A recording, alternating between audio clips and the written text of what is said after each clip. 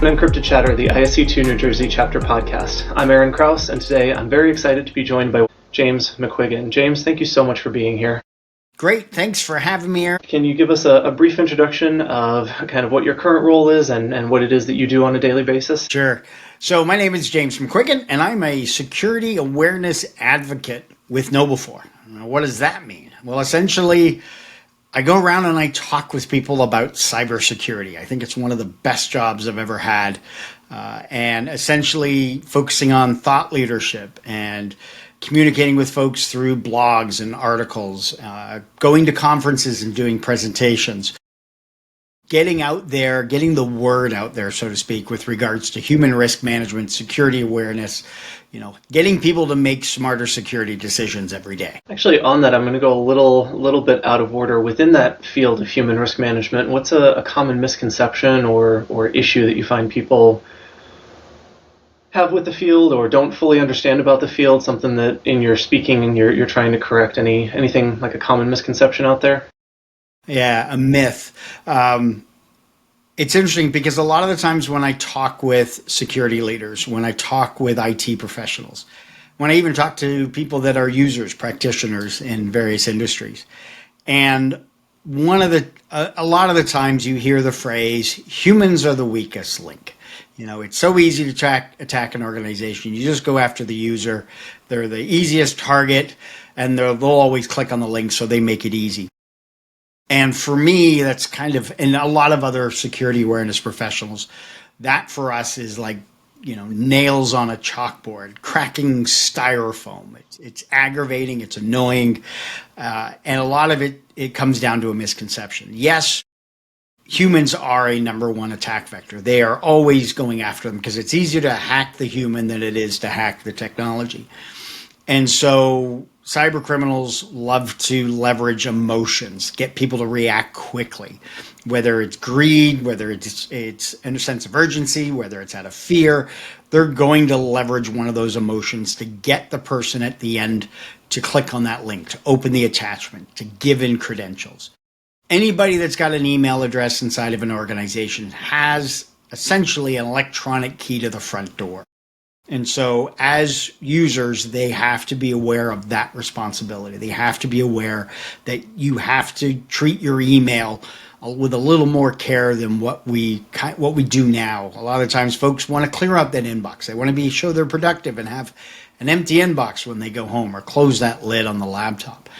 But essentially, it's important that folks are treating that inbox as that key to the front door, that gateway that cyber criminals want to leverage. 99% of the time, your emails are going to be fine, but it's that 0.001% that cyber criminals are looking for you to click on that link. And so it's important that we have folks feel empowered, they have that awareness, they have that understanding, so that way, when it comes to getting those phishing emails, they're human firewall. And I've got several colleagues who hate that phrase too, but I like the human firewall. It's that barrier, that human barrier between the outside and cyber criminals gaining access to the inside. And so that human firewall, get that improved, get that educated, get those folks aware, and reduce that risk of cyber criminals getting in through that email. And remember, too, our layered defenses, nothing is perfect. No firewall is perfect, no human firewall. I mean, working in the field, I've almost fallen for things. Beginning of COVID, everybody's stuck at home. I turned out to be unemployed. I got an email that looked like my credit card wasn't going to process for Netflix. I'm like literally stuck at home with nothing else to do. Luckily, caught myself. I do not subscribe to Netflix in Luxembourg, so the URL in the email directing me to update my payment information felt a little fishy, but with everything that was going on, I just didn't put as much thought into that email before I clicked the link, but did stop myself because something didn't quite look right. But yep. Yeah, and you hit it right on the head because it's a defense in depth. It's layers. It's like an onion. You got to have layers, and security awareness is just one layer in there, along with the technology, along with your policies, along with your monitoring and everything else in cybersecurity. It's not a silver bullet. Speaking of the field, I wonder if you could share what drew you to the field of cybersecurity, what makes this interesting and something that you want to wake up and tackle every day. I'll steal a line from a good friend of mine, and that I took a wrong turn somewhere. No. I got into cybersecurity a lot of it for me, this was back in 2007, 2008. I was working with our corporate security office and our product security officer when I worked at Siemens, and they were doing audits of a monitoring system that I was involved with within our department when it came to monitoring the gas turbines. The group I was with, we're kind of like the OnStar for gas turbines. And the monitoring system that was connected to it, I was responsible for the networking and communications, VPN, security, NERC compliance, and everything else. And so we were being audited internally, and chatting with them, they had said, hey, have you ever thought about getting your CISSP? I CI what?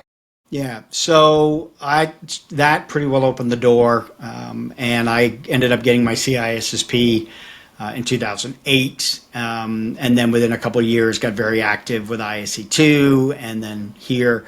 I continued doing cybersecurity at Siemens. I got involved with our security awareness and phishing team. Well, I started the phishing, but I got involved with our security awareness team, and kind of that made me realize that there was a passion there for helping people. That's actually now led to me being a university professor, and so helping that next generation of students. I enjoy the opportunity to be able to talk with people about cybersecurity, educate them, especially if they're not aware, and just to kind of make them have that awareness, have that understanding, whether it's fifth graders, whether it's teenagers, whether it's my family, friends, seniors, or the life experiences, I call them, other cybersecurity professionals. There's a certain passion, vocation that goes along with wanting to help those people, and with the message and the mission from KnowBe4, where we want to empower people to make smarter security decisions every day. That goes hand in hand with who I am when it comes to cybersecurity and my interest and passion for it. It's definitely a field that evolves quite quickly. I always tell people, if you don't know what you want to be when you grow up, this is a great field. Even things that feel nailed down, password guidance, we've seen that change in the last 10 years pretty significantly. A lot of unlearning and relearning to do there. I wonder, are there other areas of cybersecurity that you think are particularly exciting or important? What excites me? One of the what I'm doing now with the university, the course that they gave me to teach, cyber threat intelligence. Now, while I haven't done it professionally in the real world, learning about it and then learning enough and talking with other professionals and now teaching it, for me, that the interest that's involved with cyber threat intelligence, because there's all kinds of, you've got your IOCs, you've got your feeds of intelligence that's coming in and then analyzing it and then being able to report on it. That has become extremely fascinating. And I figure if I didn't take the road of security awareness 15 years ago, cyber threat intelligence would probably be somewhere where I would want to end up. I've done OSINT work, open source intelligence work, for fraud investigation, a family member who owns a fraud investigation company, and I've worked with her and her team doing OSINT work, and that has been a lot of fun as well. And like you said, there are, cybersecurity is an inch deep and a mile wide of different topics, and you can deep dive into any of those. For me right now, the security awareness, but love doing the OSINT, love doing the teaching with the CTI. CTI is an interesting and emerging trend. The work that I do, we do a lot of third-party risk management. So we're looking at, obviously your standard audit reports, your security questionnaires, but then the questions are now starting to evolve to, hey, we're still on that annual cycle. What happens if a supplier is breached in between SOC 2 report issuance, and then there's a lead time for my consulting firm to issue a report? So, hey, can you see if this company has been popped, if major credentials have shown up on the dark web? It could potentially be a vector. Nobody wants to be the next retailer whose HVAC is compromised and leads to a compromise of their payment card network, not naming names. I think it ties as well to kind of looking at what your threat vectors are. You talked about, different backgrounds leading into cybersecurity, and I always tell people, they're like, oh, I don't work in technology, I haven't started on a help desk or as a network engineer. Most of the sophisticated attacks that you read about, started with a phishing campaign that looked convincing enough. That's not an engineering task, it's a psychology task. So you might not be able to pull off the entire attack by yourself, but you also have key insights into the beginning stages of the attack. So when we look at the kill chain, you could find ways to train people to effectively spot a phishing message, or if you're doing those kind of educational campaigns, you can craft those messages. It has nothing to do with engineering skills. Do you understand human psychology? Is this something that would be enticing enough to get somebody to click that link? Making sure we've got the right experience, but then to the point about major players having issues, I always said, you could be a music major and be a CISO, and then a major credit monitoring firm had a music major as a CISO and a massive data breach, and I'm like, okay, that talking point now needs to be retired. Hey, whether you're a doctor, whether you're a lawyer, a CEO, a cybersecurity professional with 20, 30 years experience, and a friend of mine says the right fish at the right time and you will click on it. That one goes back out to Dr. Barker. But yeah, I mean, if you get I have a colleague who, prior to being with KnowBe4, she designed security awareness programs. And she was in an Uber and got an email that looked like from Uber about a missing or a payment being late or a problem with it. And she was in the Uber and she's like, oh my gosh, if there's something wrong with my payment system, then I got to go fix it. And she clicked on the link. And lo and behold, it was one of our phishing emails from KnowBe4, because we get phished twice a week at KnowBe4. I've even fallen for it with the Zoom link. But here was my colleague, clicked on an Uber link in an Uber. I mean, the likelihood, so she ended up having to do the training that she created. So, you never know, the timing, it all comes down to timing. It all comes down to the situation or the position that you're in. You could go your entire career and not click a phishing link, real or not. But you could also have people that, fall victim to it or whatever the reason may be. So yeah, it's all about timing. It doesn't matter how smart you are, how not smart you are. You click on that link, you get that right fish that comes in and you think it's real and you react because you're not taking the time to go check out the link or go to the application itself. Yeah, that's when they get you. I think there's also still some bad behavior. I can think of several technology platforms that have either kind of sign-up emails or, hey, your organization just deployed this SaaS tool. The messages that they send out feel partially white-labeled, but not 100%. So it's like, yeah, is this a legit tool or is it a phishing link? And even as somebody who has designed security awareness training, I can't always tell, and it's just become secondhand that I click and sign in with my Google Workspace credentials and hope it's a legit SaaS tool that my company has deployed and not a phishing scheme. So yeah. Right. Yeah, for me, a lot of it comes down to, am I expecting the email?